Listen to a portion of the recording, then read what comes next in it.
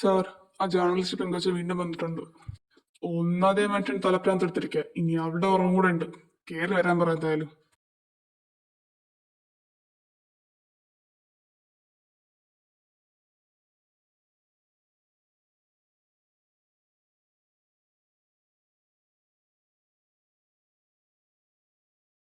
Sir, ഇപ്പോഴെങ്കിലും പ്രതികളെ പിടിക്കോ? ഇപ്രാവശ്യം 7 പേരെ കൊന്നത്. താൻ ഇങ്ങനെ ഇടയ്ക്കിടയ്ക്കൊന്നും ഞങ്ങളെ കളിയാക്കണമെന്നില്ല. ഞങ്ങൾ പിടിക്കും, പിടിച്ചിരിക്കും. ഇത് ഞാൻ കേൾക്കാൻ തുടങ്ങിയിട്ട് കുറെ കാലായി. ഇതൊന്നും നടക്കാൻ പോകുന്നില്ല. ഇതിന് പുറകിൽ ആരാ നിങ്ങൾക്ക് നന്നായിട്ടറിയാം. എന്നാലും നിങ്ങൾ ആക്ഷൻ എടുക്കത്തില്ല. എടോ, ഞങ്ങൾ കുടുംബവും കുട്ടികളുള്ളതാ. അവർക്കെതിരെ ഞങ്ങൾ എന്തെങ്കിലും ചെയ്താൽ അപ്പോഴവരെ ഞങ്ങളെ പച്ചയ്ക്ക് കത്തിക്കും. ഞങ്ങൾക്ക് ജീവിക്കണം. പിന്നെ എന്തിനാ സാർ നിങ്ങൾ യൂണിഫോം ഇട്ടോണ്ടിരിക്കുന്നത്? നിങ്ങൾ പോലീസ് അല്ലേ? 6 മാസത്തിനിടയിൽ അവർ 78 പേരെ കൊന്നത്. താൻ പറയുന്നതെല്ലാം ശരിയാ. അവർ ചെയ്യുന്ന തെറ്റാണ്. ഞങ്ങൾ ആക്ഷൻ ഒന്നും എടുക്കുന്നില്ല. ഞങ്ങൾ എങ്ങനെ എടുക്കും? ഞങ്ങളെ കാട്ടിയും ഗവൺമെന്റിനെ കാട്ടിയും എല്ലാത്തിനെയും കാട്ടിയും അവർക്ക് പവറുണ്ട്.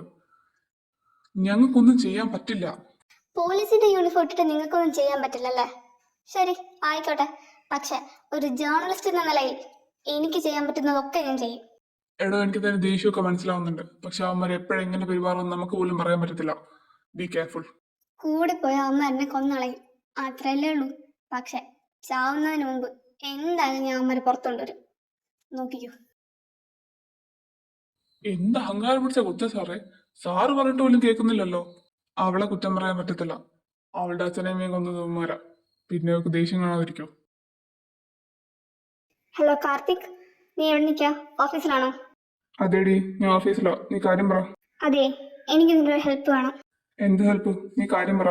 നീ ഇന്നത്തെ ന്യൂസ് ഒന്നും കണ്ടല്ലേ? ഇന്ന് അവന്മാർ 7 പേരെ കൊന്നത്. ഇനി എനിക്ക് ഇങ്ങനെ ഇരിക്കാൻ പറ്റത്തില്ല. അവന്മാർ എക്സ്പോസ് ചെയ്തിട്ടേ ഞാൻ അടങ്ങത്തുള്ളൂ. എന്റെ പൊന്നു രുദ്ര, നീ ഒന്ന് അടങ്ങ്. നിനക്ക് അവന്മാരെ അറിയാലോ. കൊന്നളയും. കൊല്ലുന്നെങ്കിൽ കൊല്ലട്ടെ, എനിക്കാരെയും പേടിയില്ല.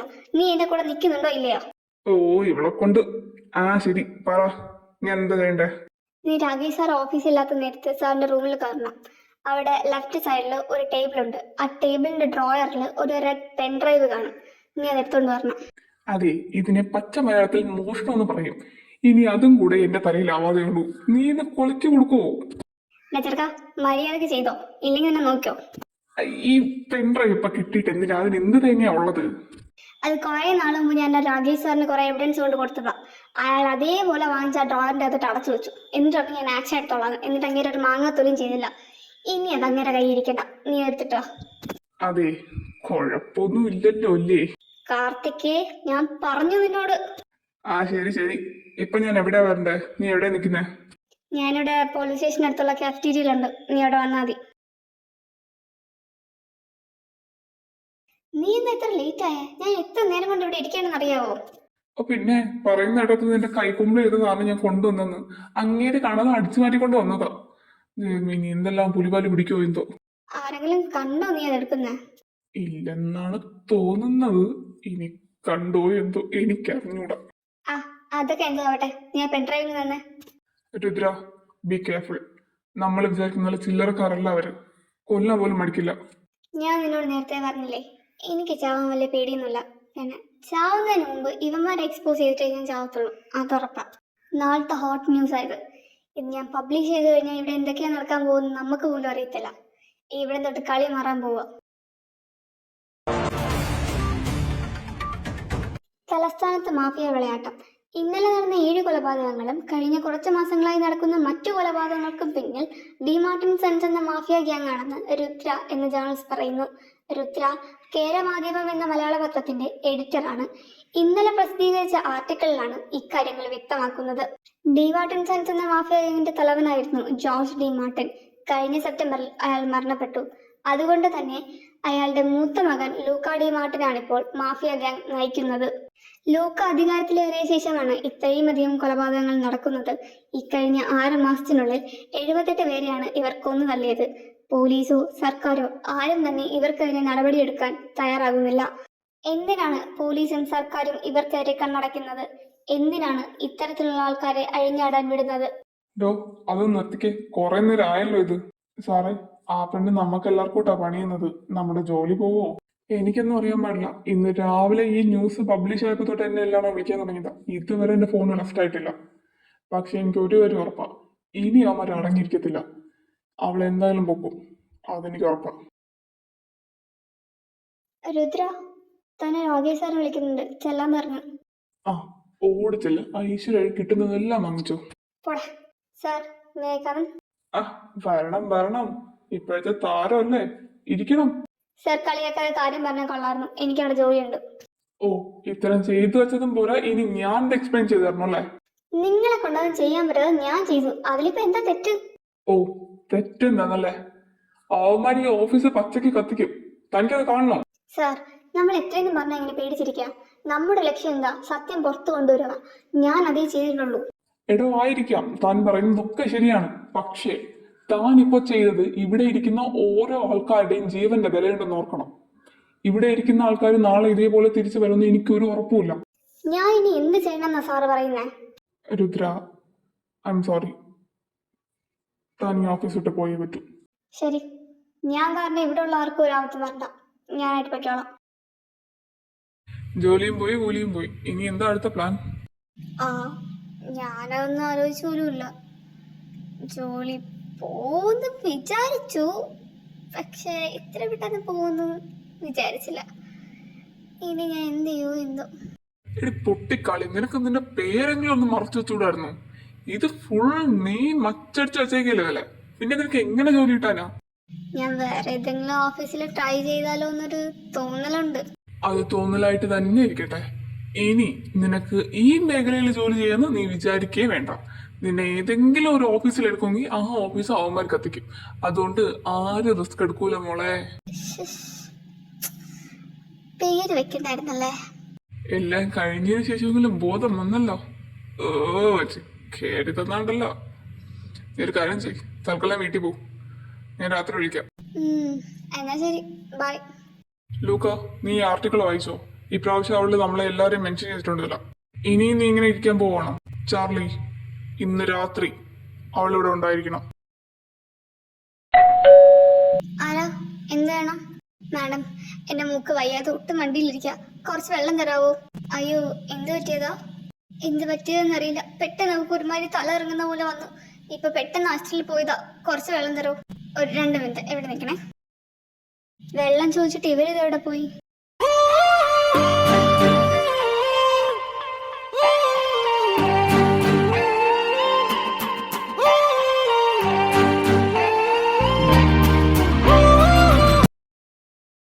ഈ പെണ്ണ് എവിടെ പോയി? വിളിച്ചിട്ട് ഫോണും എടുക്കുന്നില്ല. രുദ്ര, രുദ്ര. മോനെ, നീ ആ രുദ്രയുടെ കൂട്ടുകാരനല്ലേ? അതെ, അവൾ എങ്ങോട്ടെങ്കിലും പോയായിരുന്നു, വിളിച്ചിട്ട് ഫോൺ എടുക്കുന്നില്ല. മോനെ, കുറച്ചു മുമ്പ് കുറച്ച് ആൾക്കാരൊന്നും അവളെ പിടിച്ചോണ്ട് പോയി. അവൾ ഇന്നലെ ആ മാഫിയക്കാരെയൊക്കെ പറ്റി എന്തൊക്കെയോ എഴുതിയോണ്ട് ഞങ്ങളാരും ഇടപെടാൻ പോയില്ല, പേടിച്ചിട്ട്. മോൻ എന്തെങ്കിലും ചെയ്യാൻ പറ്റുമെങ്കിൽ ചെയ്തേക്ക്. ഇതെന്താ സാർ, ഞാൻ ഇവിടെ വന്നിട്ട് 2 മണിക്കൂറായി, ഇതുവരെ നിങ്ങൾ കേസ് പോലും ചാർജ് ചെയ്തിട്ടില്ല. ഒരു പെൺകുട്ടിയെ മിസ്സായിരിക്കുന്നത്. മോനെ കാർത്തികേ, നീ ഇവിടെ കിടന്ന് വേളം വെച്ചിട്ട് ഒരു കാര്യമില്ല. കാരണം അവള് കാണിച്ചു കൂട്ടിയ കാര്യങ്ങൾ വെച്ച് നോക്കുകയാണെങ്കിൽ അവള് മിസ്സായില്ലെങ്കിലേ അത്ഭുതമുള്ളൂ. ഇതിപ്പോ 3ന്റെ അന്ന് ശവമായിട്ടായിട്ട് പൊങ്ങുമായിരിക്കും, അല്ലാതെ ഞങ്ങൾ എന്ത് ചെയ്യാനാ? അവന്മാരെവിടെ അവളെ കൊണ്ടുപോയെന്നോ ഒന്നും നമുക്ക് അറിഞ്ഞൂടല്ലോ. അറ്റ്ലീസ്റ്റ് അവളുടെ മൊബൈലെങ്കിലും കൊണ്ടുപോയി നമുക്ക് ട്രേസ് ചെയ്തെങ്കിലും പോവായിരുന്നു. ഇതിപ്പോ അതുമില്ല, ഞങ്ങൾ എന്ത് ചെയ്യാനാ? പിന്നെ അവന്മാരെ പേടിച്ചിട്ട് തന്നെയാ ഞങ്ങൾ കേസ് ചാർജ് ചെയ്യാത്തത്. തൽക്കാലം നീ വീട്ടിൽ പോകാൻ നോക്കൂ. എന്നെ അഴിച്ചുവിടാനാ പറഞ്ഞേ. നിങ്ങൾക്ക് ആരാ? നിങ്ങൾക്ക് എന്താ വേണ്ടേ? First of all miss Rudra, ഞാൻ Charlie, Charlie De Martin, George De മാർട്ടിന്റെ 2ാമത്തെ പുത്രൻ. നീ പറഞ്ഞ ലൂക്ക ഡി മാർട്ടിന്റെ അനിയൻ. ഓ, ആ തലതെറിച്ച സന്തതി നീയായിരുന്നല്ലേ? ആ, അപ്പൊ എന്നെ അറിയാം. ഞാൻ വിചാരിച്ചു എന്നെ മാത്രം അറിയത്തില്ലെന്ന്. കാരണം ആ ആർട്ടിക്കിൾ വെച്ചപ്പോ എന്റെ പേരൊന്നും കണ്ടില്ലായിരുന്നു ഞാനതില്. അതൊക്കെ പോട്ടെ, ഇപ്പോ ഏകദേശം ഒരു ഊഹം കിട്ടിയല്ലോ നിന്നെ എന്തിനാ ഇവിടെ കൊണ്ടുവന്നതെന്നും നിന്നെ ഇനി എന്താ ചെയ്യാൻ പോകുന്നതെന്നും. കൂടിപ്പോയ നീ എന്നെ കൊന്നുകളയും, അത്രയല്ലേ ചെയ്യത്തുള്ളൂ. ഓ, അപ്പൊ ചാവാനൊന്നും പേടിയില്ല. ശരി, ഞങ്ങൾ അത്ര പെട്ടെന്ന് തന്നെ കൊല്ലത്തില്ല. കാരണം ലൂക്ക ഇപ്പൊ സ്ഥലത്തില്ല. ലൂക്ക വരുമ്പോ ബാക്കിയെല്ലാം നടന്നോളും. അവ എന്നൊരു ചുക്കും ചെയ്യത്തില്ല. ഞാനേ ഒരു ജേർണലിസ്റ്റാ. അതൊന്നും ഉച്ചവരെയല്ലേ ഉണ്ടായിരുന്നുള്ളൂ, നിന്നെ ഇന്ന് പറഞ്ഞു വിട്ടില്ലേ? പറഞ്ഞു വിട്ടാലും വിട്ടില്ലെങ്കിലും ഒരു ജേർണലിസ്റ്റ് എപ്പോഴും ഒരു ജേർണലിസ്റ്റ് തന്നെയാ. വെറുതെ അല്ല ലൂക്ക പറഞ്ഞത്, നീ ഒരു ഇൻട്രസ്റ്റിംഗ് ക്യാരക്ടറാണ്. കാരണം നിന്നെ ഞങ്ങൾ നോട്ടിട്ട് വെച്ചിട്ട് കുറെ നാളായി. നീ ഞങ്ങൾക്കിട്ട് ഇൻഡയറക്റ്റ് ആയിട്ട് എപ്പോഴും കുത്തിക്കൊണ്ടിരിക്കുകയായിരുന്നു. ഇന്നലെയാ ഡയറക്റ്റ് ആയിട്ട് കുത്തിയത്. അപ്പോഴേക്കും വിചാരിച്ചു ഇനി വെച്ചോണ്ടിരിക്കണ്ടെന്ന്. അതേതായാലും നന്നായി. ഇനി ഞാൻ പുറത്തു നിന്നെങ്കിലേ ഞാൻ കുറച്ചും കൂടി കൂടുതൽ എഴുതിയേനെ. Oh my god, you're so funny. You know what? എന്നോട് ഇത് സംസാരിക്കുന്ന പോലെ ലൂക്കയോട് സംസാരിക്കരുത്. കാരണം ഞാൻ ആള് കുറച്ച് പാവാ. പക്ഷെ ലൂക്ക അവൻ അങ്ങനെയല്ല. അവന് കറക്റ്റ് അച്ഛൻ്റെ സ്വഭാവം. അവൻ ഈ പെണ്ണെന്നോ കുട്ടിയെന്നോ പാവെന്നോ പുണ്യെന്നോ അങ്ങനെ ഒന്നുമില്ലാത്തൊരു മനുഷ്യനാ. അതുകൊണ്ട് തന്നെ അവനോട് സംസാരിക്കുമ്പോൾ ബി കെയർഫുൾ. ഓക്കെ, തൽക്കാലം ഇന്ന് ഇരുന്നുറങ്ങിക്കോ. Good night. Good morning miss Rudra. നല്ലോണം ഉറങ്ങിയോ? നിനക്ക് എന്താ വേണ്ടേ? അയ്യോ, എനിക്കൊന്നും വേണ്ട. എൻ്റെ ചേട്ടൻ വന്നിട്ടുണ്ട്. അവന് നിന്നോട് എന്തൊക്കെയോ സംസാരിക്കണമെന്ന് പറഞ്ഞു. അതുകൊണ്ട് വിളിച്ചോണ്ടാൻ വന്നതാ. നിന്റെ ചേട്ടനെന്നല്ല, ഇനി ആര് വന്ന് പറഞ്ഞാലും നിന്നെയൊക്കെ ഇല്ലാതാക്കാതെ ഞാൻ അടങ്ങത്തില്ല. രുദ്ര, ഞാൻ ഇന്നലെ പറഞ്ഞില്ലേ, എന്നോട് സംസാരിക്കുന്ന പോലെ ലൂക്കയോട് വേണ്ട. He's dangerous. Be careful. Sir, എന്തെങ്കിലും ചെയ്യണം. രുദ്രനെ ഇന്നലെ ആരോ കിഡ്നാപ്പ് ചെയ്തു. എന്റെ പൊന്ന് കാർത്തി, ഇതെല്ലാം നടക്കുമെന്ന് എനിക്കറിയായിരുന്നു. അതുകൊണ്ടാണ് ഞാൻ ആ പെണ്ണിനോട് പറഞ്ഞു ഇതിനൊന്നും ഇറങ്ങി തിരിക്കലാന്ന്. എന്നിട്ട് അവള് കേട്ടോ? ഇല്ല. അതുകൊണ്ടാണ് ഇന്നലെ എനിക്ക് പറഞ്ഞു വിടേണ്ടി വന്നത്. സാർ, ഞാൻ ഇന്നലെ പോലീസ് സ്റ്റേഷനിൽ വരെ പോയതാ. അവര് കേസ് പോലും ചാർജ് ചെയ്യുന്നില്ല. എടാ, എങ്ങനെ ചാർജ് ചെയ്യും? അവന്മാർക്ക് ആരും ഒന്നും ചെയ്യില്ല. അവളെ ഇനി എങ്ങനെ കണ്ടുപിടിക്കണമെന്നോ അവള് ജീവനോടെ തിരിച്ചു വരുമെന്നോ എനിക്ക് ഒരു ഉറപ്പുമില്ല. കാർത്തി, നീ വിട്ടേക്ക്. ഇനി അവളെ പറ്റി ആലോചിക്കണ്ട. സാർ, പക്ഷെ കാർത്തി മതി, പോയി ജോലി പോ. കഷ്ടിത്തല, നിന്നോടാ പറഞ്ഞ എന്നെ അഴിച്ചുവിടാൻ. കുറെ നേരം കൊണ്ട് ഞാൻ നലയ്ക്കാം. എടി വേണേ, മിണ്ടാതിരുന്നോ? ഒന്നാതെ ഞങ്ങൾക്കെല്ലാം ദേഷ്യം കയറിയിക്കാം. ഇനി നീ എന്തേലും മിണ്ടിയ കൊന്നുളയും. ആ, എനിക്ക് കൊല്ല്, നിങ്ങൾ കൊല്ല്, എന്തെങ്കിലും ഒന്ന് ചെയ്. ചാർലി, ആ പെണ്ണവിടെ അടങ്ങിയിരിക്കുന്നില്ല. ഞാൻ എന്തെങ്കിലും ചെയ്തു പോകും. 마음을 재정비해야 하는데. എടാ, കുറെ നേരമായി കൊണോ കൊണോ കൊണോ കൊണോ. ഞാൻ എന്തെങ്കിലും ചെയ്യും കേട്ടോ. അല്ലെങ്കിൽ നമുക്ക് ഒരു ഡോസും കൂടെ കൊടുക്കട്ടെ. 마음을 재정비하자 느낌으로다가 അത് കഴിഞ്ഞ് 한강도 എണീക്കുമ്പോഴത്തേക്ക് 뛰고 막 ലൂക്കയുടെ 그랬는데 മീറ്റിംഗ് എഴുതും. ഒരു ഡോസും കൂടെ അടിച്ചിട്ട്. മോനെ, രുദ്രയെ പറ്റി എന്തെങ്കിലും വിവരം കിട്ടിയായിരുന്നോ? ഇല്ല, ഒന്നും കിട്ടിയില്ല. ദൈവമേ, ആ കുട്ടിക്ക് എന്തെങ്കിലും പറ്റിക്കാണോ എന്തോ. ഇന്നലെ നിങ്ങൾ കണ്ടതല്ല. നിങ്ങൾക്ക് എന്തെങ്കിലും ചെയ്തുകൂടായിരുന്നോ? എങ്കിൽ അവളിപ്പോ നമ്മളോട് ഇവിടെ ഉണ്ടായിരുന്നെ. ഞങ്ങൾ എന്ത് ചെയ്യാനാ മോനെ? അവര് ഞങ്ങളെല്ലാം ചെയ്യുന്ന പേടിച്ചിട്ടാ ഞങ്ങളൊന്നും മിണ്ടാതിരുന്ന. ഇത്രയ്ക്കും വലിയ കുഴപ്പമാവുമെന്ന് ഞങ്ങൾ വിചാരിച്ചില്ല. ഒരിക്കലും പ്രതികരിക്കരുത്. എപ്പോഴും വീട്ടിൽ തന്നെ കയറിയിരിക്കുന്നതാണ്. അവൾക്ക് എന്ത് പറ്റിയോ എന്തോ. ഓ, കാലന്മാര് വീണ്ടും അടിച്ചു തന്നു.